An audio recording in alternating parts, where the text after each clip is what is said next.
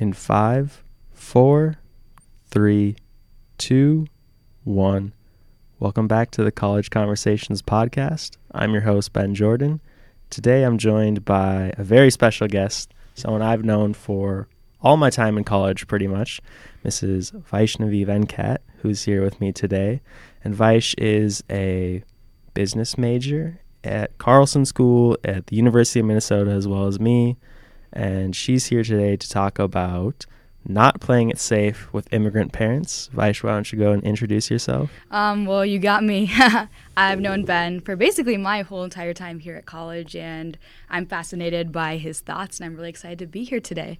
Yeah, it's good to have you on the show. And what are you majoring in right now? So I am double majoring in marketing and finance and minoring in business analytics. Okay, marketing and finance. Yep.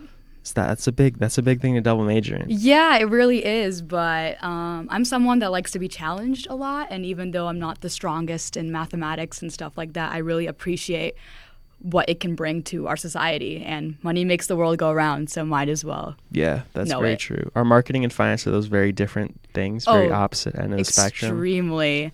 Like in my marketing classes, everything is very discussion-based and very creative. We're always talking about what's on the news and why this ad does this and how we can make it better. In my finance classes, it's like very much like analyzing the stock market, analyzing past trends, very, very logical thinking. So it really kind of stresses me out, but at the same time, it's really fun to use like both sides of my brain. Gotcha. Yeah, that sounds like a very cool contrast. Mm-hmm. And I know, well, based off the topic of this podcast, I'm talking about immigrant parents. Yes. Which I don't have, but you have. What do people need to know about having immigrant parents, do you think? Well, having immigrant parents here at the States, I think the best way to describe it is like a culture shock roller coaster.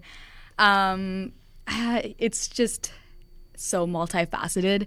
I mean, growing up, there was always this like, oh, I'm Indian, but I'm also American. And like, what part of my identity do I identify with? I mean, growing up, I would always try to reject the Indian side of me just because I grew up in a very white neighborhood and I went to a very white school. So it just seemed weird. Like I felt weird being like the color I am or just like the ethnicity I am.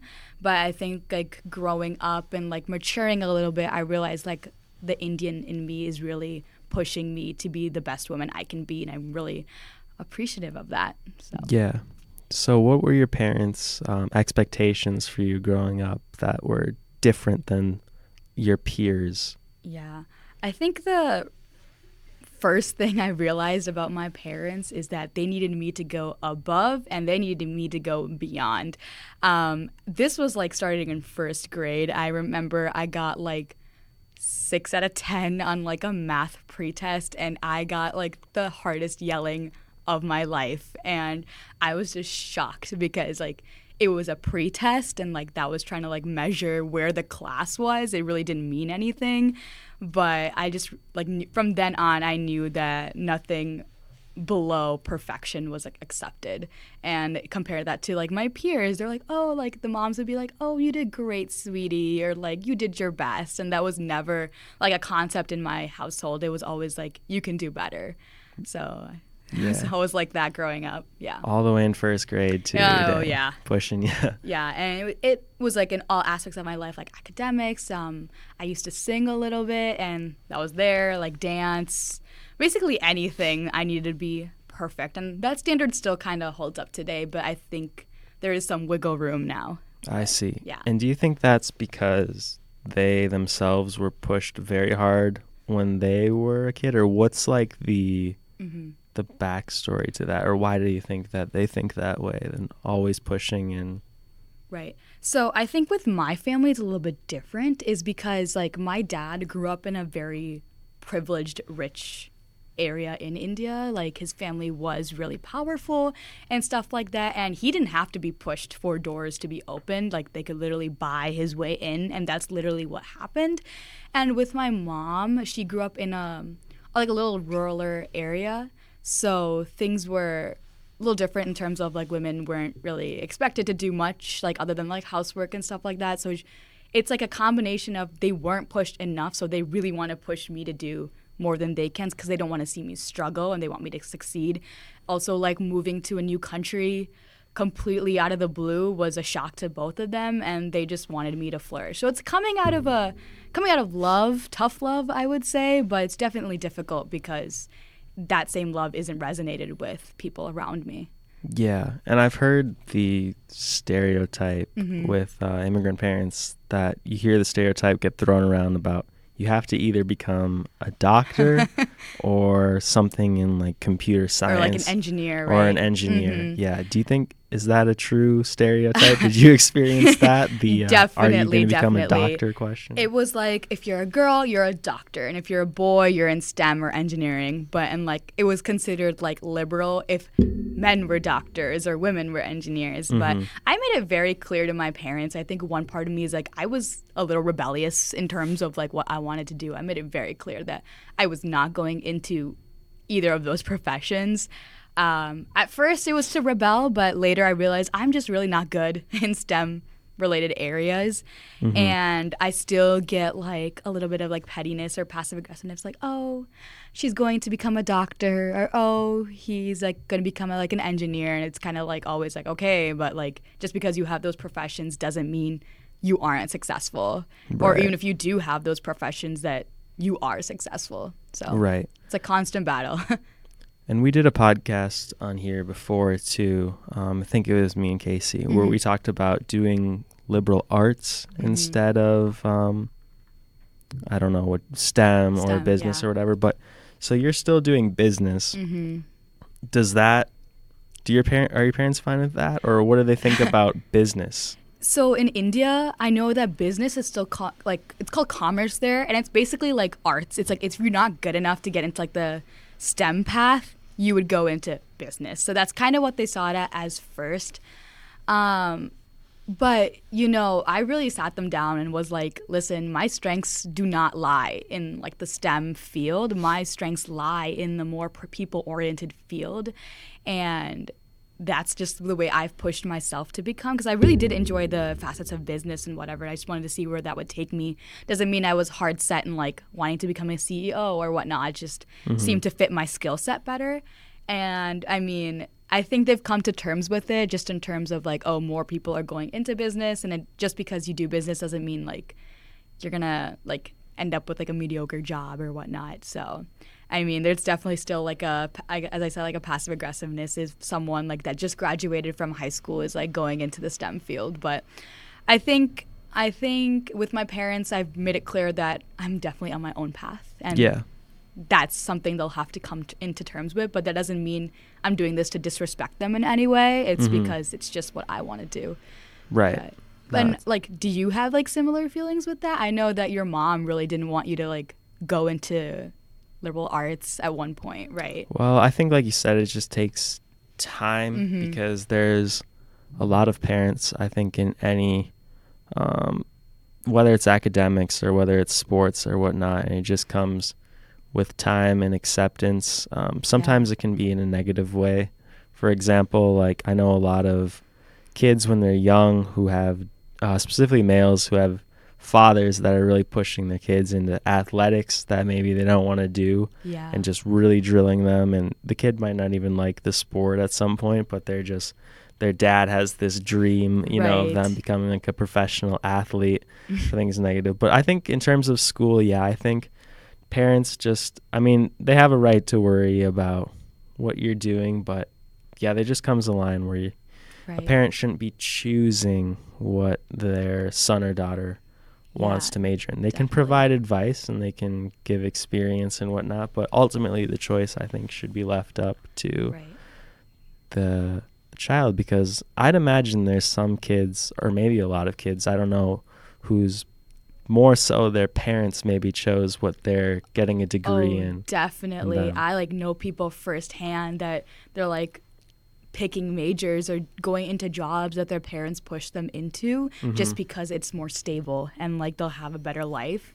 But I always ask a question to people. It's like, if you could do anything you wanted to do without your parents, what would you do? And the responses are like starkly different. Just like there's so many people that would rather like go into like liberal arts and just to do like sociology or psychology and things that aren't seen as like legit majors, like at least in the Indian community, or just in terms of like other like STEM or business careers. Like even in business, my parents expected me to go into like finance and like accounting, things that would have like a definite job, a definite income.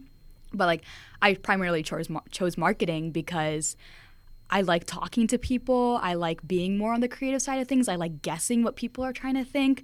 So that was also a shock to my parents, because even in business, there's like careers and like majors that are seen less like reputable than the others. Right. So basically there's just this ranking system or hierarchy that really there is, parents and, well, not even just parents. I mean, everyone kind of has a hierarchy in their head of like what's better than others. Yeah. And in terms of, usually it's kind of based on like a money scale. It really is. But I think one thing that's very clear to me just in terms of family and like school and what I've seen is that doing what you love is way more important than like chasing money. It's just not fulfilling enough. I do believe that money is a great concern, and like I would like to be at a point where I'm not worrying about money on a day-to-day basis, but I think if that comes at a price of doing something I don't love or hate doing, I think that's just difficult on yourself and like the profession you're doing, because you're not doing your due diligence. Yeah. I've even heard some people say, I think there's been situations where they're like, my parents are only going to help me pay for college if I major in STEM. Oh. Have you heard of that before? Yeah. Like, I think I think it comes from a place of like stern love or tough love, like, but to me it seems like threatening your child. Right. Right. Like college is expensive. Like it's really hard to be financially stable without your parents. And like a little bit of a side note, like I know a lot of people, like Indian kids, like growing up, like in high school, like I wasn't allowed to have a job. Like my main focus was to study. Like I wanted to have a job like in high school, but my parents were like, no, we'll provide for you. Your main job is to study and to get into college. And that's a feeling that's resonated by a lot of Indian kids. But then being like, oh, I want to go into this profession or I want to study this, and having your parents like threaten you. So they're like with financial stability, which is crazy because most kids like don't have any sort of income at that point. So that's just, I think that's so bizarre, and that's just like not the way to advise your kid to do something or not to do something. But yeah, that's interesting too, because for me, I had the exact opposite. I think my parents wanted me to get a job in high school because they saw it as a way for me to like do something, I guess, other than just playing video games or no. And I think like looking back, like I really wish I did have some type of job, because that teaches you like very baseline skills as to like time management, how to interact with people, like you have to work your bottom way up starting at some point. And like on my resume, I remember like I didn't really have like a job experience to talk about because I didn't have a legit job. Like I was a dance teacher, but I like didn't get paid because that's just like I didn't want to get paid for that because I liked doing it, but I didn't have a legit job. So every experience I had to really dig deep into like volunteering experience. But there's some questions interviewers ask that's like very particular to jobs, and I have to just be like, I didn't have one in high school. No, that's super real, because I remember that too when I was 16 and I wanted to get my first job, and I also didn't have a job before that. And I just remember the interview being like, yeah, because all the questions are like, give an example of a time in your like previous job. It's like, if you didn't have a previous job, it's so hard, I felt like. But once I got that first job, it all became easier because I could find a way to relate everything back to that. Do you feel like having a job in high school like helped you do good in like college, in terms of like you worked at Caribou this year? Like do you feel like you had better time management or was able to like use your experiences to like help you do better or anything like that? So a story that I tell people is when I got my first job, I would just work. It was after school at a gym, and I'd do it right after school. Okay. And something about that job gave me a lot of skills, and I don't know what it was, but I remember I would go home after my job and I would feel, first of all, I'd feel more productive. I think that had a big thing to do with it, because I was like, wow, I was making money for the first time, which is a crazy feeling. When you're getting paychecks for like the first time, you're like, wow, it's like addressed to you. You're like, oh my goodness. Like, this is awesome. Like they're just flowing into my bank account. I don't really have anything to pay for. So it's so it's really like just a positive influx. All of a sudden just getting hundreds of dollars was super cool. But yeah, I used to go home from the job and I'd feel more productive, and I managed my time better because I believe that too much free time is a really bad thing. Yeah. And I've procrastinated more when so if I get home from school at 3 in high school, in my mind it was like, well, I can do my homework all the way up until midnight when I go to sleep. So I'd find myself starting at like 10 or 12. Yeah. But if I went to work and I came home at like 7 or 8, there was a very limited time I had to do my stuff. Right. So I would try to get it done right away, Mm-hmm. and then I'd leave the rest of the night for free time. And the craziest thing about that is, so for example, your parents thought that if you had a job, it would probably negatively affect school and academics. Yeah. But for me, that first semester I had a job, I think junior year of high school, it was the only semester ever in my life that I got straight A's. Oh my goodness. And I was working like That's the crazy. most that semester. Yeah. And I got straight A's. Oh, good for you, Ben. Yeah, it was. Yeah. I mean, I wish I could still do that. Yeah, no. I definitely like think the busier I am, the more on top of my things I have to be. So I definitely resonate with that. But that's kind of like going on with the things that like immigrant parents want you to like play it safe. They want you to have that like good life and like those skills, but to have a good life. But it's so interesting because the skills you would gain by having a job or by taking risks are things that you can't be taught. And I think that's something that immigrant parents need to come to terms with, that not everything in life can be taught or handed down. Like kids need to experience life on their own. And I think that's kind of where I am right now, because this is like the first summer where I'm living away from my parents. I'm staying on campus to work. Okay. And like with my job, either one that I take, I'll be having to travel. And that's like a first to like traveling on my own, representing a company that's like big girl moves. And like even now my parents are like, oh, why do you have to stay on campus? Like live home with us and stuff like that. But I see, 24-year-olds, 25-year-olds like living their lives at home with their parents, and they have the same freedoms as like a 15-year-old kid. Right. And I don't want that. Like I need to experience life on my own, and that's just a constant like phone call struggle with my parents. But I think I'm a little lucky because my dad is always like my warrior. He always tries to fight for whatever I want to do. So he's like, okay, if you want to live on campus, if you want to like, you're earning, you can do whatever you want. It's your money. And I need you to have these experiences, because he doesn't want me to end up like those kids that are 24, 25, like living with their parents, no relationship, like weird ass job. Like they don't want that either. So it's just, I think it's kind of a turning point in both of our lives, which is really interesting to see. That's good. Yeah, it's good to have that support like that and whatnot. Yeah. What do you think, like playing it safe, what does that really mean? Because I don't think a lot of people know what that really means. I think playing it safe with immigrant parents is following the rules in terms of like how you should act, how you should be, what you should like, and what you should do.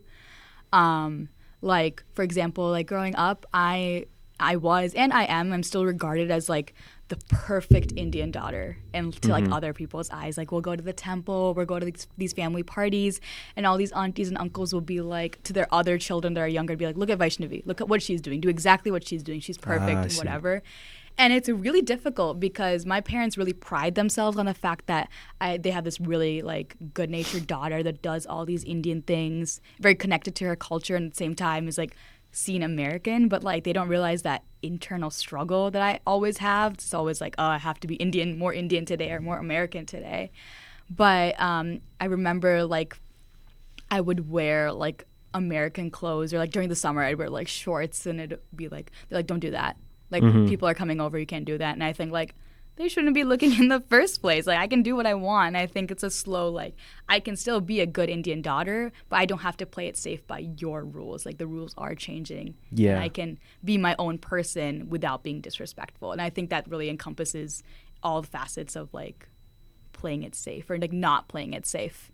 And yeah, like right now in terms of like college and freedoms and whatever, I'm definitely not playing it safe with like my major, what I'm doing, my friendships.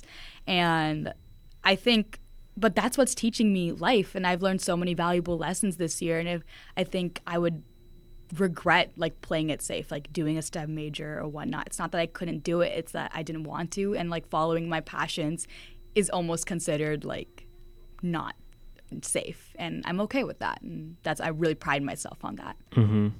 That's an interesting answer, and I recently read a book too that talks a lot about small towns and the experience of people living in small towns and stuff that goes along there. And I think specifically there's this one part in the book, it talks about a small town in South Dakota, and the author is kind of reflecting on what she learned from being there. And one of the things that comes with every small town is gossip, and it exists super heavily in small towns where everyone knows everything about everyone, and everyone compares everything to everyone. So I'd imagine that in the same way a small town is like this, you have probably experienced something like this then within the Indian community, whatever that means, maybe Minnesota, maybe at school. Do you think that's true? Oh, definitely. And that's because I think look at history. Like, Indians didn't start coming to like the United States till like maybe the 1980s or like 1990s. Like 1990s was like a big boom. That's when my parents came in. That's where probably a lot of kids, like parents came in. And I think because like even in Minnesota, it's still really white. Every Indian almost knows each other because it is like a small town. We kind of formed a community because we kind of had to. And we didn't want to like lose our culture, and because of that, I think there's like beautiful aspects, right? Like the culture is preserved, the kids are learning about where they come from, like kids are being accepted, and like we get to share our culture. But at the same time, there's like negative aspects because people are always trying to one up each other, always trying to, like talk bad about someone or something, or she did this or he did that, and it's really like mind your own business at some points, because it's like, it's not your life. Why are you concerned? But I think Indian culture itself is very concerned about other people.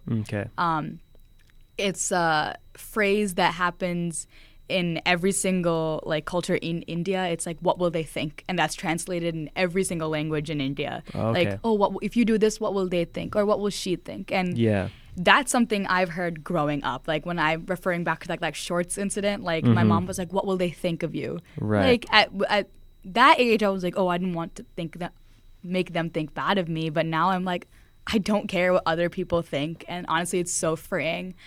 But I think that's just part of the culture that you can't change. You just have to love and accept whatever it comes for. Yeah. So it sounds like there's a big concern with, what other people think of you and how your self-image is portrayed on other people. And especially with my parents, in terms of like where we live in Maple Grove, it's like, I'm one of the few girls who like still actively partake in like Indian culture, and I've come to terms with it. It's not because my parents want me to. I actually do enjoy doing certain things in Indian culture.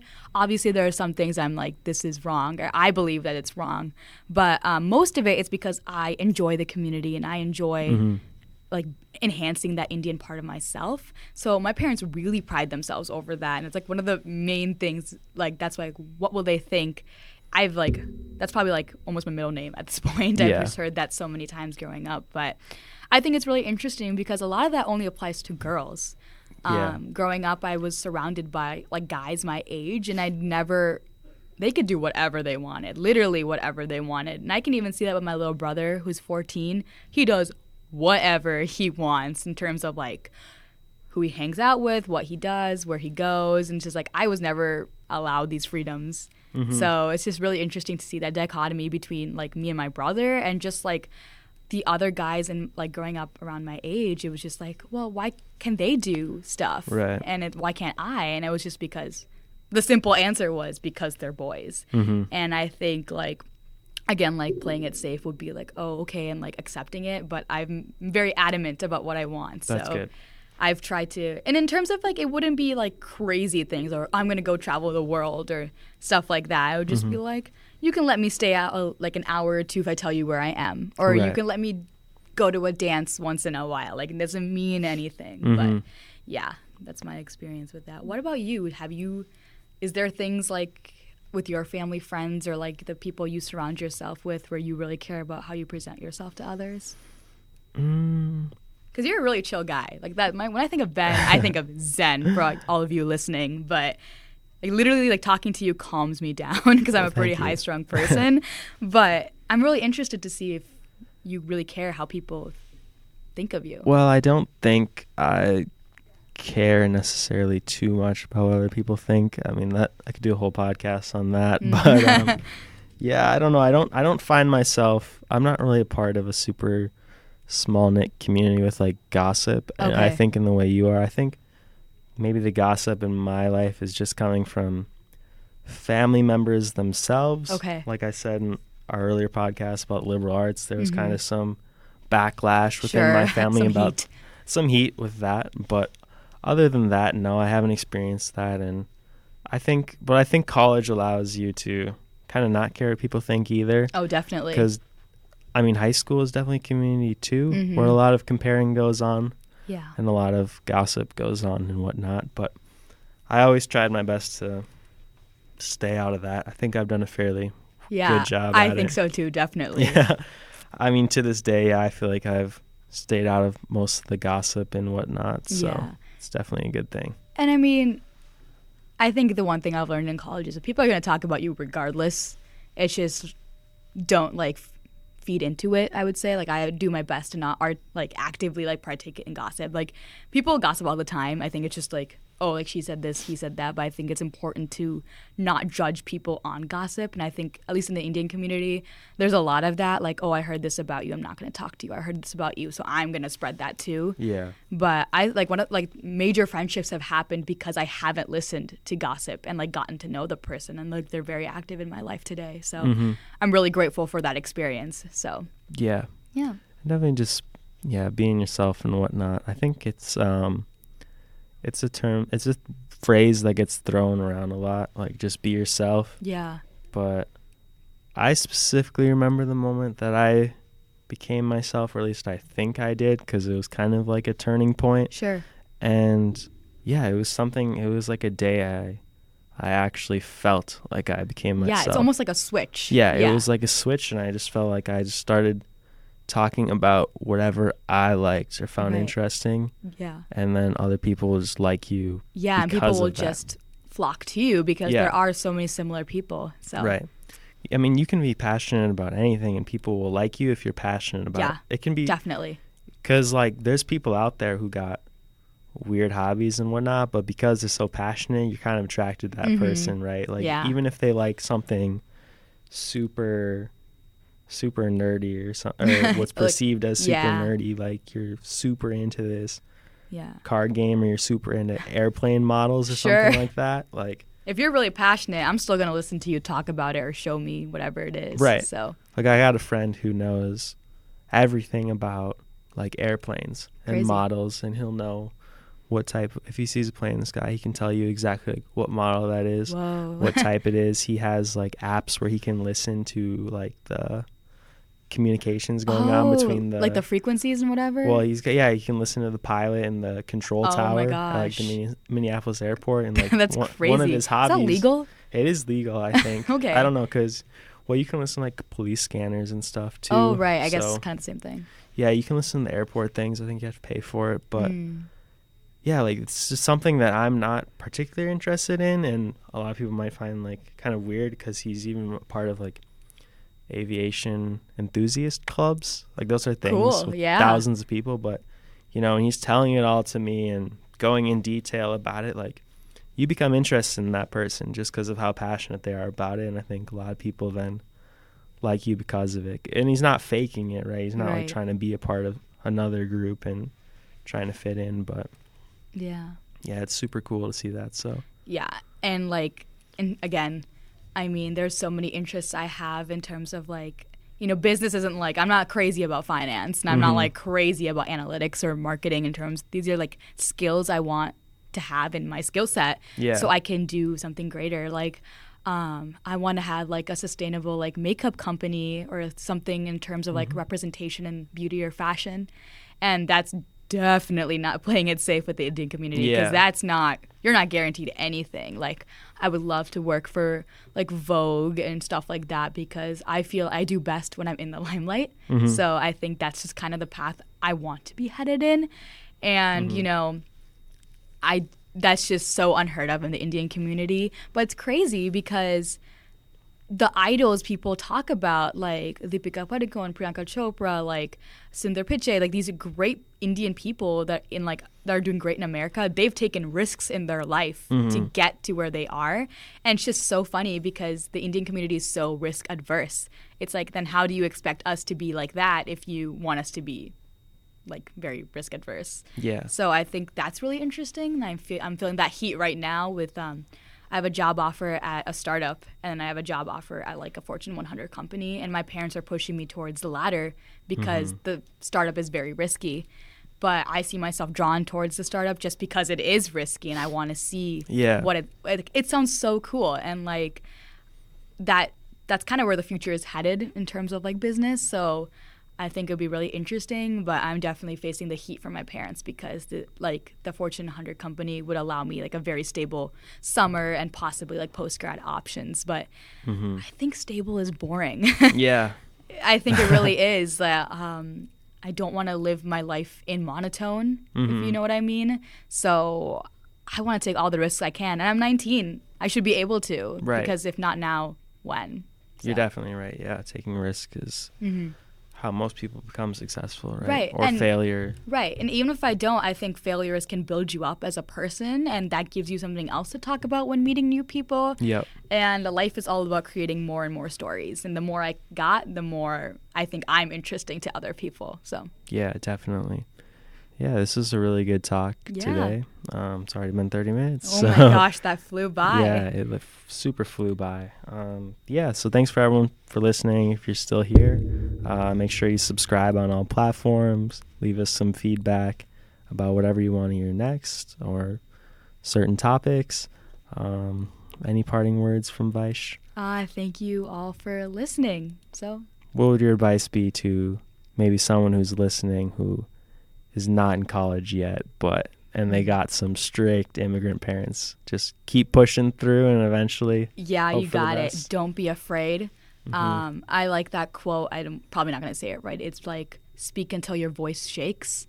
And I think that's very applicable to kids with immigrant parents because they do love you no matter what. I think immigrant parent love is probably one of the greatest loves, but sometimes it can be tough. But as long as you push through it and you have the courage to speak for what you want, it'll all turn out okay at the end. There you go. It's the words of wisdom right there in the podcast. All right. I'll see you guys later.